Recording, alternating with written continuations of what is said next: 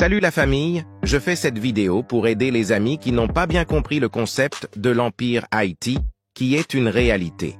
Tout d'abord, il faut savoir que tous les vrais Haïtiens sont descendants de la tribu Juda, l'un des fils de Jacob que Adonai Papaya a changé son nom en Israël. Dès le début, nous sommes de la matrice et du système de l'Empire ou de la royauté. C'est pourquoi Jean-Jacques Dessalines, qui était un vrai juif, il est revenu avec l'Empire Haïti. Comme Dessalines était de la tribu de Juda, il est revenu avec le drapeau de la tribu de Juda et le symbole ou l'armoirie du lion, qui est le trône du roi Salomon, référence 1 Roi 10, versets 17 à 20, et 2 Chroniques 9, versets 17 à 20. Haïti est le vrai nom du créateur de tous les univers.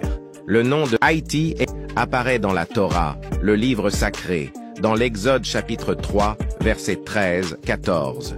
Où Moïse demande à l'Adonai son vrai nom pour qu'il puisse répondre aux enfants d'Israël.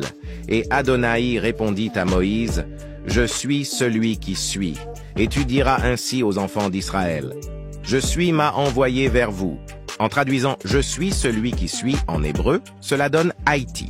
C'est pourquoi Jean-Jacques Dessalines est revenu avec le nom de Haïti pour l'empire qu'il a reconstruit après la guerre de l'indépendance contre les tyrannies européennes.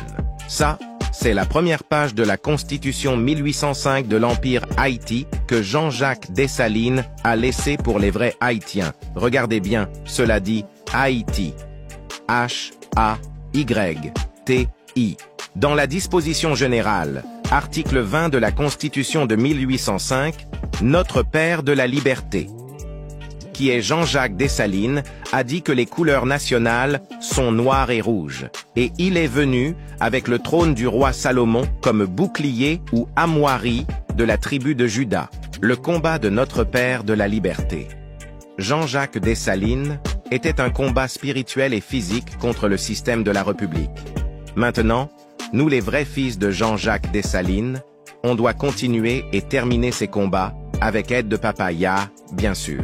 Mais pour les gens qui ont choisi le drapeau de la franc-maçonnerie, le vaudou et le christianisme qui a les couleurs blanc, bleu et rouge, eh bien, regarde bien cette armoirie, il dit la République française. Et regarde bien l'armoirie de la République d'Haïti qui est en train de tomber, il n'y a pas une grande différence. Ces deux armoiries sont identiques.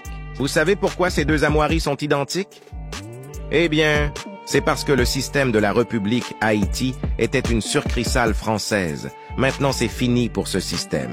Et ce traître, c'est-à-dire le faux haïtien appelé Pétion, qui a trahi Jean-Jacques Dessalines, il a mis le drapeau de la franc-maçonnerie de France à la place du drapeau de l'Empire d'Haïti en 1820, parce qu'il était un militaire français et il portait cette armoirie sur son uniforme militaire lorsqu'il allait venir sur l'île d'Haïti lors de l'expédition commandée par le général Leclerc, beau-frère de Napoléon, qui avait pour objectif de renverser Toussaint Louverture et ensuite de rétablir l'esclavage, qui avait été aboli littéralement à Saint-Domingue le 29 août 1793 dans le cadre de la Révolution haïtienne. Donc, si une personne veut être toujours sous la domination des tyrannies occidentales, il faut se préparer à recevoir ce qui convient aux personnes qui choisissent le système de la République maçonnique. C'était une petite partie de nos vraies histoires.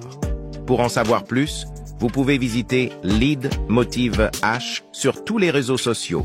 Aussi, si vous avez d'autres questions, laissez-les sous la vidéo dans les espaces commentaires. Nous verrons dans une nouvelle vidéo. Si Papaya nous permettra. Ciao!